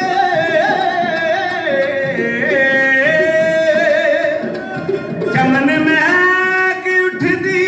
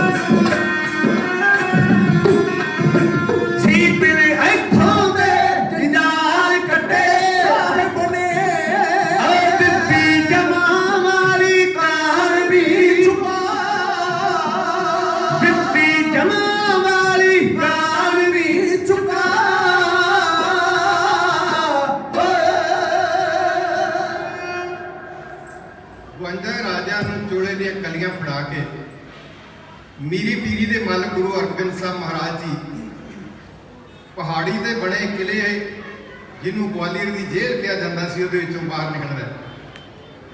ਹਰੀਦਾਸ ਨੂੰ ਪਤਾ ਲੱਗਾ ਸੱਚੇ ਸਤਿਗੁਰੂ ਜਾ ਰਹੇ। ਜੇਲ੍ਹ ਦਾ ਜੇਲ੍ਹਦਾਰ ਦਰੋਗਾ ਹਰੀਦਾਸ ਗੁਰੂ ਅਰਜਨ ਸਾਹਿਬ ਮਹਾਰਾਜ ਦੇ ਚਰਨਾਂ ਤੇ ਡਿੱਗ ਪਿਆ। ਕਹਿਣ ਲੱਗਾ ਸੱਚੇ ਪਾਤਸ਼ਾਹ, ਸਰਕਾਰ ਵੱਲੋਂ ਬੇਸ਼ੱਕ ਮੈਂ ਉੱਚੇ ਅਹੁਦੇ ਤੇ ਸਾਂ, ਮਾਇਆ ਵਿੱਚ ਗਲਤਾਨ ਸਾਂ, ਦੁਨੀਆ ਵਿੱਚ ਖੁੱਲਿਆ ਪਿਆ ਸਾਂ, ਖੁਦਾ ਦੀ ਯਾਦ ਵਿਸਰ ਗਈ ਸੀ। ਜਿਸ ਦਿਨ ਮੁਬਾਰਕ ਚਰਨ ਪਾਏ ਉਸ ਦਿਨ ਮੇਰਾ ਜੀਵਨ ਸੁਖਣਾ ਕਰ ਦਿੱਤਾ। ਸੱਚੇ ਪਾਤਸ਼ਾਹ ਪਹਾੜੀ ਰਾਜਾ ਨੂੰ ਨਾਲ ਲੈ ਕੇ ਗਵਾਲੀਅਰ ਦੀ ਜੇਲ੍ਹ ਵਿੱਚੋਂ ਜਾ ਰਿਹਾ। ਉਹ ਹਰੀਦਾਸ ਦਾ ਤੁਹਾਡੇ ਦਰਸ਼ਨਾਂ ਤੋਂ ਬਿਨਾਂ ਜਿਉਣਾ ਮੁਹਾਲ ਹੋ, ਮੈਂ ਨਹੀਂ ਜਿਉ ਸਕਾਂਗਾ, ਮੈਂ ਤੁਹਾਡੇ ਦਰਸ਼ਨ ਕਰਨ ਤੋਂ ਬਿਨਾਂ ਜਿਉ ਨਹੀਂ ਸਕਦਾ। ਤੇ ਗੁਰੂ ਅਰਜਨ ਸਾਹਿਬ ਮਹਾਰਾਜ ਨੇ ਆਖੇ ਹਰੀਦਾਸ ਜੀ, ਇਹ ਯਾਦ ਰੱਖਣਾ, ਸਰੀਰਾਂ ਦਾ ਵਿਛੋੜਾ ਨਹੀਂ ਹੁੰਦਾ, ਆਤਮਾ ਦਾ ਵਿਛੋੜਾ ਬੜਾ ਦਰਦਨਾਕ ਹੋਇਆ। ਗੁਰੂ ਚੇਤੇ ਰਹੇਗਾ, ਅਕਾਲ ਪੁਰਖ ਭਲੀ ਕਰੇਗਾ। ਇਹਨਾਂ ਰਾਜਿਆਂ ਦੀ ਰਿਹਾਈ ਲਾਜ਼ਮੀ ਸੀ। ਗੁਰਸਿੱਖ ਸਾਡੇ ਦਰਸ਼ਨਾਂ ਨੂੰ ਤੜਪ ਰਹੇ ਨੇ, ਜਾਣਾ ਲਾਜ਼ਮੀ ਹੈ। ਬਾਦਸ਼ਾਹ ਨਾਲ ਵੀ ਕੁਝ ਵਿਚਾਰਾਂ ਕਰਨੀਆਂ ਤੇ ਕਈਆਂ ਬੰਦਿਆਂ ਦਾ ਅੰਤ ਵੀ ਹੈ, ਇਸ ਕਰਕੇ ਅਸੀਂ ਜਾ ਰਹੇ। ਮਹਾਰਾਜ ਨੇ ਹੁਕਮ ਕੀਤਾ। ਹਰੀਦਾਸ ਨੇ ਚਰਨ ਪਾਸੇ ਪ੍ਰਸੰਨ ਰਹਿੰਦਿਆਂ ਮਹਾਰਾਜ ਦੇ ਹੁਕਮਾਂ ਦੀ ਪਾਲਣਾ ਕਰ ਲਈ। ਮੈਂ ਇੱਕ ਬੇਨਤੀ ਕਰ ਦੇਵਾਂ, ਪ੍ਰਿੰਸੀਪਲ ਗੰਗਾ ਸਿੰਘ ਜੀ ਨੇ ਇੱਕ ਪੁਸਤਕ ਲਿਖੀ ਹੈ ਗੁਰੂ ਅਰਜਨ ਸਾਹਿਬ ਮਹਾਰਾਜ ਜੀ ਦਾ ਜੀਵਨ। ਉਹਦੇ ਵਿੱਚ ਉਹਨਾਂ ਨੇ ਜ਼ਿਕਰ ਕੀਤਾ ਵੀ 1618 ਈਸਵੀ ਦੇ ਸਾਵਣ ਦੇ ਮਹੀਨੇ ਅੱਧ ਗਿਆ ਮੀਰੀ ਪੀਰੀ ਦੇ ਮੱਲ ਗੁਰੂ ਅਰਜਨ ਸਾਹਿਬ ਮਹਾਰਾਜ ਜੀ ਗਵਾਲੀਅਰ ਦੀ ਜੇਲ੍ਹ ਵਿੱਚੋਂ ਬਾਹਰ ਨਿਕਲੇ। ਔਰ ਸਾਵਣ ਦੇ ਅਖੀਰਲੇ ਦਿਨਾਂ ਵਿੱਚ ਸਾਹਿਬ ਗੁਰੂ ਅਰਜਨ ਸਾਹਿਬ ਸੱਚੇ ਪਾਤਸ਼ਾਹ ਮਹਾਰਾਜ ਜੀ 52 ਕਲੀਆਂ ਵਾਲਾ ਚੋਲਾ ਉਤਾਰ ਕੇ, ਆਪਣਾ ਅਸਲੀ ਚੋਲਾ ਪਹਿਨ ਕੇ 52 ਰਾਜਿਆਂ ਨੂੰ ਨਾਲ ਲੈ ਕੇ ਮਜਨੂ ਦੇ ਟਿੱਲੇ ਉੱਤੇ ਬਾਦਸ਼ਾਹ ਨੂੰ ਜਾ ਮਿਲੇ। ਅੱਗੇ ਅੱਗੇ ਮਹਾਰਾਜ ਜਾ ਰਹੇ ਸਨ, ਪਿੱਛੇ ਹਜੂਰ ਦੇ 5 ਸਿੱਖ, ਉਸ ਤੋਂ ਪਿੱਛੇ ਪਹਾੜੀ ਰਾਜ। ਬਾਦਸ਼ਾਹ ਨੇ ਬੜੇ ਅਦਬ ਨਾਲ ਜੀ ਆਇਆ ਆਖਿਆ ਗੁਰੂ ਅਰਜਨ ਸਾਹਿਬ ਮਹਾਰਾਜ ਨੂੰ। ਚੰਦਨ ਦੀ ਚੌਕੀ ਨੇ ਬਿਠਾਇਆ ਤੇ ਨਾਲ ਇੱਕ ਸ਼ਿਕਾਇਤ ਕਰਦਾ ਹੈ, ਸੱਚੇ ਪਾਤਸ਼ਾਹ ਮੈਂ ਕਿਹਾ ਸੀ ਜਿਹਨੇ ਤੁਹਾਡੇ ਚੋਲੇ ਦੀਆਂ ਕਲੀਆਂ ਫੜ ਕੇ ਲਾਏ ਆ ਜਾਣ ਬਾਹਰ, ਉਹਨਿਆਂ ਨੂੰ ਲੈ ਆਉਣਾ, ਤੁਸੀਂ ਸਾਰੇ ਦੇ ਸਾਰੇ ਹੀ ਰਾਜੇ ਲਾਏ। ਮਹਾਰਾਜ ਕਹਿਣ ਲੱਗੇ ਬਾਦਸ਼ਾਹ ਹੁਕਮਾਂ ਦੀ ਪਾਲਣਾ ਕੀਤੀ ਗਈ। ਕਹਿੰਦਾ ਸਤਿਗੁਰੂ ਤੁਹਾਡੇ ਚੋਲੇ ਦੀਆਂ ਕਲੀਆਂ ਤਾਂ ਥੋੜੀਆਂ ਨੇ, ਰਾਜੇ 52 ਸਾਰੇ ਲੈ ਆਂਦੇ, ਇਹ ਤਾਂ 8 ਤੋਂ ਵੀ ਘੱਟ ਨੇ ਤੁਹਾਡੇ ਚੋਲੇ ਦੀਆਂ ਕਲੀਆਂ। ਗੁਰੂ ਅਰਜਨ ਸਾਹਿਬ ਮਹਾਰਾਜ ਜੀ ਕਹਿਣ ਲੱਗੇ ਬਾਦਸ਼ਾਹ ਨੂੰ ਇਹ ਗੱਲ ਥੋੜੀ ਆਖੀ ਸੀ ਵੀ ਉਹ ਚੋਲਾ ਪਹਿਨ ਕੇ ਸਾਡੇ ਕੋਲੇ ਆਉਣਾ। ਤੁਸੀਂ ਤਾਂ ਉਸ ਚਿੱਠੀ ਉੱਤੇ ਇਹ ਲਿਖਿਆ ਸੀ ਵੀ ਜਿੰਨੇ ਰਾਜੇ ਤੁਹਾਡੇ ਚੋਲੇ ਦੀਆਂ ਕਲੀਆਂ ਫੜ ਕੇ ਬਾਹਰ ਆ ਜਾਣ ਉਹਨਾਂ ਨੂੰ ਲੈ। ਤੇ ਅਸੀਂ ਰਾਜਿਆਂ ਨੂੰ ਰਿਹਾ ਕਰਨ ਵਾਸਤੇ ਸਾਨੂੰ ਵਿਸ਼ੇਸ਼ ਤੌਰ ਤੇ 52 ਕਲੀਆਂ ਵਾਲਾ ਚੋਲਾ ਸੋਨਾ ਪਿਆ ਤੇ ਅਸੀਂ ਤੇਰੇ ਹੁਕਮਾਂ ਦੀ ਪਾਲਣਾ ਕਰਦੇ ਆ ਕਿ ਇੱਕ ਰਾਜੇ ਨੂੰ ਇਹ ਕਲੀ ਫੜਾ ਕੇ ਬਾਹਰ ਕੱਢ। ਸਾਹਿਬ ਗੁਰੂ ਅਰਜਨ ਸਾਹਿਬ ਮਹਾਰਾਜ ਨੇ ਉਹ ਚੋਲਾ ਵਿਖਾਇਆ ਵੀ ਬਾਦਸ਼ਾਹ ਨੂੰ, ਜਿਹਦੀਆਂ 52 ਕਲੀਆਂ ਸਨ। ਲੁਧਿਆਣੇ ਜ਼ਿਲ੍ਹੇ ਵਿੱਚ ਕਢਾਣੀ ਕਲਾਂ ਵਿੱਚ ਅੱਜ ਵੀ ਮੌਜੂਦ ਆ, ਜਾ ਕੇ ਦਰਸ਼ਨ ਕਰ ਸਕਦੇ ਹੋ। ਤਾਂ ਗੁਰੂ ਕੀ ਸਾਜੀ ਨਵਾਜੀ ਸਾਧ ਸੰਗਤ, ਬਾਦਸ਼ਾਹ ਇੱਕ ਵਾਰੀ ਫੇਰ ਸ਼ਰਧਾ ਨਾਲ ਸਾਹਿਬ ਗੁਰੂ ਅਰਜਨ ਸਾਹਿਬ ਮਹਾਰਾਜ ਦੇ ਚਰਨਾਂ ਦੇ ਝੁਕਿਆ ਤੇ ਕਹਿਣ ਲੱਗਾ ਸੱਚੇ ਪਾਤਸ਼ਾਹ ਆਪ ਜੀ ਦਾ ਹੁਕਮ ਖਿੜੇ ਮੱਥੇ, ਪਰ ਰਾਜੇ ਆਪਣੀਆਂ ਰਿਆਸਤਾਂ ਵਿੱਚ ਜਾ ਕੇ ਬਗਾਵਤ ਕਰਨਗੇ। ਮਹਾਰਾਜ ਕਹਿਣ ਲੱਗੇ ਸਾਡਾ ਜਮਾ। ਰਾਜਿਆਂ ਨੇ ਜਾਣ ਦੀ ਆਗਿਆ ਮੰਗੀ। ਮਹਾਰਾਜ ਨੇ ਆਖਿਆ ਬਣਦਾ ਟੈਕਸ ਵਕਤ ਦੇ ਬਾਦਸ਼ਾਹ ਨੂੰ ਤਾਰੀ ਜਾਣਾ ਤਾਂ ਕਿ ਰਾਜ ਭਾਗ ਚੱਲਦੇ ਰਹਿਣ, ਬਗਾਵਤ ਨਹੀਂ ਕਰਨੀ। ਮਹਾਰਾਜ ਜੀ ਤੋਂ ਆਗਿਆ ਲੈ ਕੇ ਬਾਦਸ਼ਾਹ ਨੂੰ ਸਲਾਮ ਕਹਿ ਕੇ ਸਤਿਗੁਰਾਂ ਦੇ ਚਰਨਾਂ ਦੇ ਨਮਸਕਾਰ ਕਰਕੇ ਰਾਜੇ ਆਪੋ ਆਪਣੀ ਰਿਆਸਤਾਂ ਨੂੰ। ਬਾਦਸ਼ਾਹ ਦੇ ਗੁਰੂ ਅਰਜਨ ਸਾਹਿਬ ਮਹਾਰਾਜ ਦਾ ਮੇਲ ਵੱਧਦਾ ਜਾਂਦਾ। ਇੱਕ ਦਿਨ ਬਾਦਸ਼ਾਹ ਦੇ ਗੁਰੂ ਅਰਜਨ ਸਾਹਿਬ ਮਹਾਰਾਜ ਜੀ ਬੈਠੇ ਨੇ। ਬਾਦਸ਼ਾਹ ਤਖਤ ਤੇ ਬੈਠਾ ਹੈ, ਮਹਾਰਾਜ ਚੰਦਨ ਦੀ ਚੌਕੀ ਤੇ ਬੈਠੇ। ਬੈਠਦਿਆਂ ਗੁਰੂ ਅਰਜਨ ਸਾਹਿਬ ਮਹਾਰਾਜ ਜੀ ਦਾ ਦਸਤੇ ਮੁਬਾਰਕ ਹਰਕਤ ਵਿੱਚ ਆਇਆ ਤੇ ਮਹਾਰਾਜ ਨੇ ਆਪਣੇ ਚੋਲੇ ਦੀ ਜੇਬ ਵਿੱਚ ਇੱਕ ਮਾਲਾ ਕੱਢੀ। ਉਸ ਮਾਲਾ ਨੂੰ ਮਹਾਰਾਜ ਨੇ ਚਲਾਉਣਾ ਸ਼ੁਰੂ ਕਰ ਦਿੱਤਾ। ਬਾਦਸ਼ਾਹ ਦੀ ਨਜ਼ਰ ਉਸ ਮਾਲਾ ਤੇ ਗਈ। ਮਾਲਾ ਬੜੀ ਦਿਲਕਸ਼ ਸੀ। ਕਹਿੰਦਾ ਜੇ ਸਾਰੀ ਮਾਲਾ ਮੰਗੀ ਸ਼ਾਇਦ ਮਹਾਰਾਜ ਦੇਣ ਤੋਂ ਇਨਕਾਰ ਕਰ ਦੇਣ। ਇੱਕ ਮਣਕਾ ਮੰਗ ਲੈਣਾ ਹੈ ਤੇ ਆਪਣੀ ਤਸਵੀਰ ਦਾ ਮੇਰੂ ਬਣਾ ਕੇ ਰੱਖਣਾ। ਮੇਰੂ ਤੋਂ ਭਾਵ ਹੈ ਕਿ ਮਾਲਾ ਦਾ ਉਹ ਮੋਟਾ ਮਣਕਾ ਜਿੱਥੋਂ ਮਾਲਾ ਦੀ ਗਿਣਤੀ ਸ਼ੁਰੂ ਕੀਤੀ ਜਾਂਦੀ ਤੇ ਜਿੱਥੇ ਆ ਕੇ ਮੁੱਕਦੀ। ਗੁਰੂ ਅਰਜਨ ਸਾਹਿਬ ਮਹਾਰਾਜ ਨੂੰ ਕਹਿੰਦਾ ਸੱਚੇ ਪਾਤਸ਼ਾਹ ਮਾਲਾ ਬੜੀ ਪਿਆਰੀ, ਮੈਂ ਸਾਰੀ ਨਹੀਂ ਮੰਗਦਾ, ਇਹਦਾ ਇੱਕ ਮਣਕਾ ਦੇ ਦਿਓ ਤਾਂ ਕਿ ਤੁਹਾਡੀ ਯਾਦ ਸਦੀਵੀ ਕਾਲ ਲਈ ਮੇਰੇ ਦਿਲ ਵਿੱਚ ਬਣੀ ਰਹੇ। ਗੁਰੂ ਅਰਜਨ ਸਾਹਿਬ ਮਹਾਰਾਜ ਨੇ ਆਖਿਆ ਬਾਦਸ਼ਾਹ ਦਾ ਇੱਕ ਮਣਕਾ ਦੇ ਦਿੱਤਾ ਮਾਲਾ ਅਧੂਰੀ ਹੋ ਜਾਵੇਗੀ, ਤੈਨੂੰ ਸਾਰੀ ਮਾਲਾ ਦੇ ਦਿਓ। ਜਦੋਂ ਸਾਰੀ ਮਾਲਾ ਦੀ ਗੱਲ ਕੀਤੀ ਤੇ ਬਾਦਸ਼ਾਹ ਬੜਾ ਪ੍ਰਸੰਨ ਹੋਇਆ, ਨਾਲੇ ਹੱਥ ਅਗਾਂਹ ਕਰਦਾ, ਕਹਿੰਦਾ ਕਰੋ ਕਿਰਪਾ।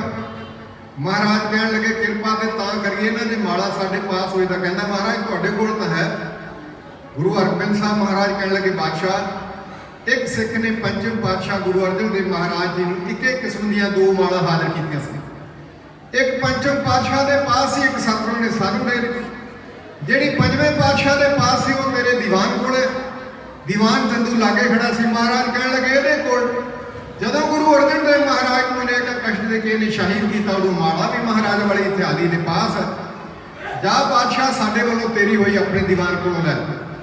ਬਾਦਸ਼ਾਹ ਨੇ ਦੀਵਾਨ ਵਾਲੇ ਵੇਖਿਆ, ਦੀਵਾਨ ਕਹਿਣ ਲੱਗਾ ਨਾ ਤੇ ਮੈਂ ਗੁਰੂ ਅਰਜਨ ਦੇਵ ਮਹਾਰਾਜ ਨੂੰ ਕਸ਼ਟ ਦੇ ਕੇ ਮਾਰਿਆ, ਉਹ ਤਾਂ ਹੈਦੇ ਦੀ ਭਿਆਨਕ ਵਬਾ ਨਾਲ ਆਕਾਰ ਚਲਾਣਾ ਕਰ ਗਿਆ, ਤੇ ਨਾ ਹੀ ਗੁਰੂ ਅਰਜਨ ਦੇਵ ਮਹਾਰਾਜ ਦੀ ਕੋਈ ਮਾਲਾ ਮੇਰੇ ਪਾਸ ਹੈ, ਨਾ ਮਹਾਰਾਜ ਕੋਲ ਕੋਈ ਮਾਲਾ ਸੀ। ਬਾਦਸ਼ਾਹ ਦੁਚਿੱਤੀ ਵਿੱਚ ਪੈ ਗਿਆ।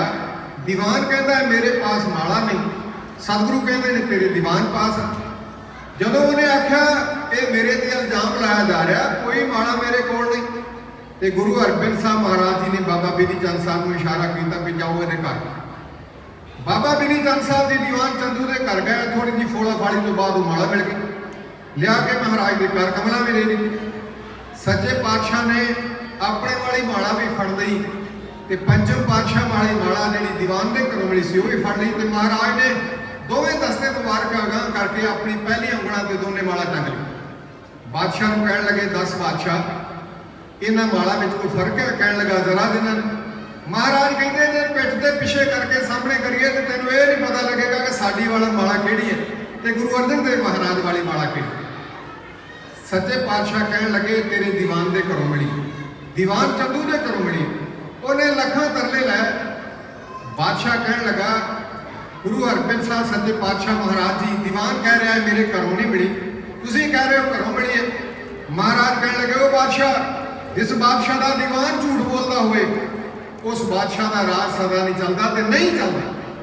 ਗੁਰੂ ਹਰਗੋਬਿੰਦ ਸਾਹਿਬ ਮਹਾਰਾਜ ਜੀ ਕਹਿਣ ਲੱਗੇ ਮੰਨ ਲਿਆ ਜਾਵੇ ਵੀ ਇਹ ਮਾਲਾ ਸਾਡੇ ਕੋਲ ਸੀ, ਅਸੀਂ ਲੁਕਾ ਕੇ ਰੱਖੀ ਸੀ, ਪਰ ਆਹ ਜਿਹੜੀਆਂ ਚਿੱਠੀਆਂ ਤੇ ਆਹ ਜਿਹੜੀ ਪੋਸ਼ਾਕ ਇਹ ਵੀ ਅਸੀਂ ਆਪ ਤਿਆਰ ਕੀਤੀ।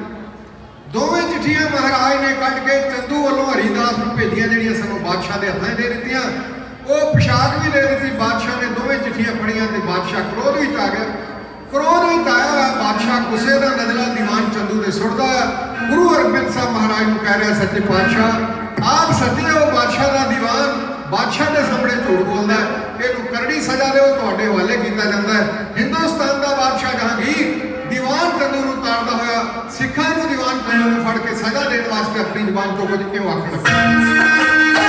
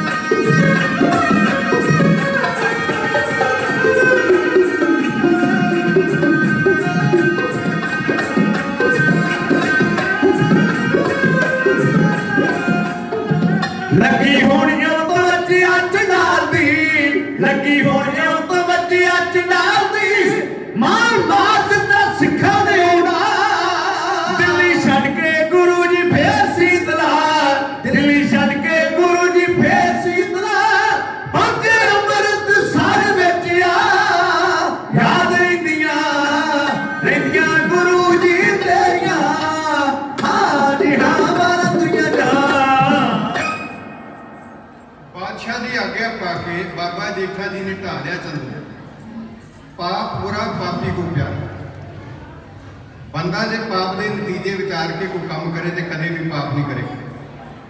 ਜਿਸ ਦੀਵਾਨ ਚੰਦੂ ਨੇ ਗੁਰੂ ਅਰਜਨ ਦੇਵ ਮਹਾਰਾਜ ਨੂੰ ਦੇਗ ਵਿੱਚ ਉਬਾਲਿਆ, ਤਵੀ ਤੇ ਬਿਠਾਇਆ, ਗਰਮ ਰੇਤਾਂ ਦੇ ਕੜਛੇ ਸੀਸ ਵਿੱਚ ਪਵਾਏ, ਉਹਨਾਂ ਦੀ ਮਾਲਾ ਛਪਾਈ, ਫਿਰ ਮਹਾਰਾਜ ਨੂੰ ਰਾਵੀ ਵਿੱਚ ਸੁੱਟ ਕੇ ਸ਼ਹੀਦ ਕੀਤਾ।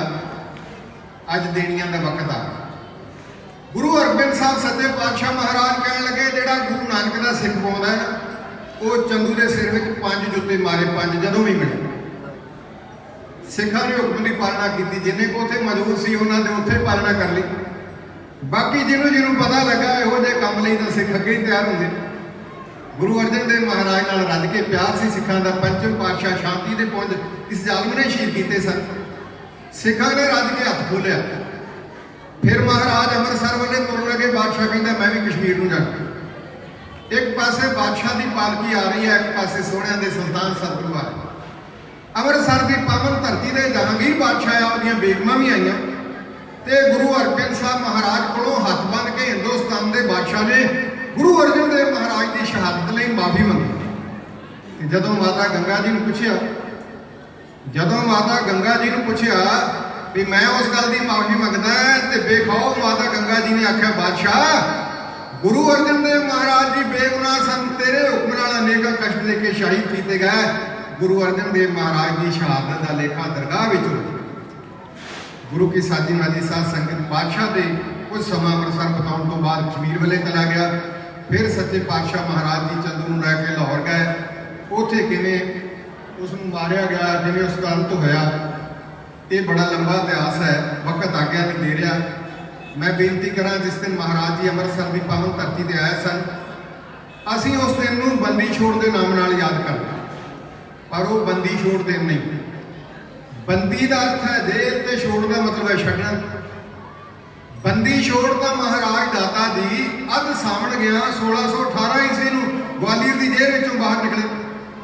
ਅਸੀਂ ਬੰਦੀ ਛੋੜ ਨਹੀਂ ਕਹਿ ਸਕਦੇ, ਅਸੀਂ ਉਹ ਦਿਨ ਕਹਿ ਸਕਦੇ ਹਾਂ ਜਿਸ ਦਿਨ ਮਹਾਰਾਜ ਜੀ ਗਵਾਲੀਅਰ ਦੀ ਜੇਲ੍ਹ ਵਿੱਚੋਂ ਰਿਹਾ ਹੋ ਕੇ ਅੰਮ੍ਰਿਤਸਰ ਦੀ ਪਾਵਨ ਧਰਤੀ ਤੇ ਆਏ।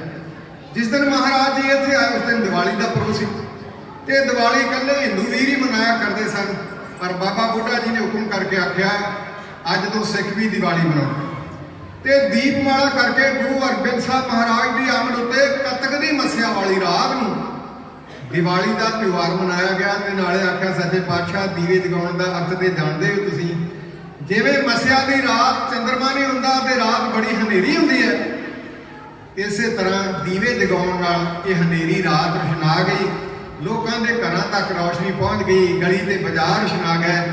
ਮਹਾਰਾਜ ਜਿਵੇਂ ਦੀਵਿਆਂ ਨਾਲ ਅੰਮ੍ਰਿਤਸਰ ਦੀ ਧਰਤੀ ਤੇ ਰੌਸ਼ਨੀ ਫੈਲੀ ਨਾ, ਸਤਿਗੁਰੂ ਜੀ ਜਦੋਂ ਆਪ ਗਵਾਲੀਅਰ ਦੀ ਜੇਲ੍ਹ ਵਿੱਚ ਚਲੇ ਗਏ ਸੋ ਸਾਡੇ ਹਿਰਦਿਆਂ ਅੰਦਰ ਵਿੱਚ ਹਨੇਰਾ ਪੈਦਾ ਹੋਇਆ ਤੇ ਤੁਹਾਡੀ ਆਮਦ ਨਾਲ ਹਿਰਦਿਆਂ ਵਿੱਚ ਵੀ ਰੌਸ਼ਨੀ ਪੈਦਾ ਹੋ ਜਾਵੇਗੀ।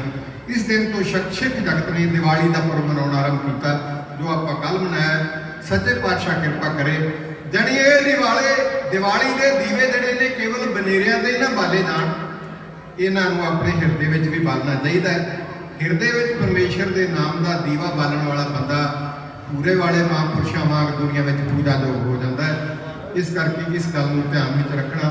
ਤੋ ਗੁਰੂ ਕੀ ਸਾਜੀ ਮਾਜੀ ਸਾਧ ਸੰਗਤ ਬੜਾ ਮੁੱਲਾ ਤੇ ਲੰਬੇ ਸਮੇਂ ਵਿੱਚ ਕਹਿਣ ਵਾਲਾ ਇਤਿਹਾਸ ਸੀ। ਥੋੜੇ ਸਮੇਂ ਵਿੱਚ ਅੱਜ ਕਰਦਿਆਂ ਬਹੁਤ ਗਲਤੀਆਂ ਹੋ ਜਾਂਦੀਆਂ। ਇਹ ਸਾਡੀਆਂ ਨੇ ਸਾਡੀ ਝੋਲੀ ਵਿੱਚ ਪਾ ਦੇਣੀਆਂ, ਚੰਗੇ ਸ਼ਬਦਾਂ ਨੂੰ ਹਿਰਦੇ ਵਿੱਚ ਵਸਾ ਕੇ ਲਾ ਲੈਣ ਦਾ ਯਤਨ ਕਰਨਾ। ਔਰ ਗੁਰੂ ਕੀ ਸਾਜੀ ਮਾਜੀ ਸਾਧ ਸੰਗਤ ਪ੍ਰਬੰਧਕ ਕਮੇਟੀ ਦੇ ਬਾਰੇ ਵਿੱਚ ਮੈਂ ਇੰਨੀ ਬੇਨਤੀ ਕਰਕੇ ਆਪ ਜੀ ਤੋਂ ਆਗਿਆ ਲਵਾਂਗਾ ਕਿ ਸੰਗਤ ਦਿੰਦੀ ਹੈ ਪੈਸਾ ਕਿਸੇ ਟਿਕਾਣੇ ਲੱਗ ਜਾਵੇ। ਜਿੱਥੇ ਪੈਸਾ ਟਿਕਾਣੇ ਲੱਗਦਾ ਹੈ ਪ੍ਰਬੰਧਕਾਂ ਤੱਕ ਪਹੁੰਚਿਆ ਉਹ ਦੇਖਣ ਲਈ ਮਿਲ ਜਾਂਦਾ ਹੈ, ਜਿੱਥੇ ਦੁਰਵਰਤੋਂ ਹੁੰਦੀ ਉੱਥੇ ਵੀ ਮਿਲ ਜਾਂਦਾ। ਪੂਰੇ ਵਾਲੇ ਮਹਾਂਪੁਰਸ਼ਾਂ ਦੀ ਯਾਦ ਵਿੱਚ ਬਣਿਆ ਹੋਇਆ ਪਵਿੱਤਰ ਦਰਬਾਰ, ਦੀਵਾਨ ਹਾਲ, ਲੰਗਰ ਹਾਲ ਤੇ ਸਰਾਂ ਦੇ ਕਮਰੇ ਦੱਸ ਰਹੇ ਨੇ ਕਿ ਸੰਗਤ ਦਾ ਦਿੱਤਾ ਹੋਇਆ ਇੱਕ ਪੈਸਾ ਕਿਸੇ ਸਖਾਤ ਤੇ ਲੱਗ ਰਿਹਾ। ਤੋ ਮਹਾਰਾਜ ਕਿਰਪਾ ਕਰਨ ਸਾਰੇ ਪ੍ਰਬੰਧਕ ਵੀਰਾਂ ਨੂੰ ਚੜ੍ਹਦੀ ਕਲਾ ਦੀ ਦਾਤ ਬਖਸ਼ਣ। ਮੈਨੂੰ ਹੁਕਮ ਹੋਇਆ ਕਿਸੇ ਦਾ ਵਿਸ਼ੇਸ਼ ਤੌਰ ਤੇ ਨਾਂ ਨਹੀਂ ਲੈਣਾ। ਗੁਰੂ ਕੀ ਸੰਗਤ ਵੱਲੋਂ ਕੀਰਤਨ ਭੇਟ ਜਥਾ ਸ਼ਕਤ ਮਾਇਆ ਤਾਸ ਕਰਾਈ ਗਈ, ਮਹਾਰਾਜ ਨਾਮਦਾਨ ਬਖਸ਼ਣ। ਸਾਰੇ ਪ੍ਰਬੰਧਕ ਵੀਰਾਂ ਨੂੰ ਵਾਹਿਗੁਰੂ ਹੋਰ ਚੜ੍ਹਦੀ ਕਲਾ ਦੀ ਦਾਤ ਬਖਸ਼ਣ ਤਾਂ ਕਿ ਆਪਣੀਆਂ ਸੇਵਾਵਾਂ ਨਿਭਾਉਂਦੇ ਆਪਣਾ ਜੀਵਨ ਸਫਲ ਕਰ ਸਕਣ। ਸੌਣ ਵਾਲੇ ਵੀਰ ਦਾ ਧੰਨਵਾਦ। ਧੰਨ ਗੁਰੂ ਗ੍ਰੰਥ ਸਾਹਿਬ ਸੱਚੇ ਪਾਤਸ਼ਾਹ ਮਹਾਰਾਜ ਜੀ ਦਾ ਰੋਮ ਰੋਮ ਧੰਨਵਾਦ ਕਰਦੇ ਹੋਏ ਆਪ ਜੀ ਤੋਂ ਅੱਗੇ ਮੰਗਦੇ ਹਾਂ ਜੀ। ਵਾਹਿਗੁਰੂ ਜੀ ਕਾ ਖਾਲਸਾ, ਵਾਹਿਗੁਰੂ ਜੀ ਕੀ ਫਤਿਹ।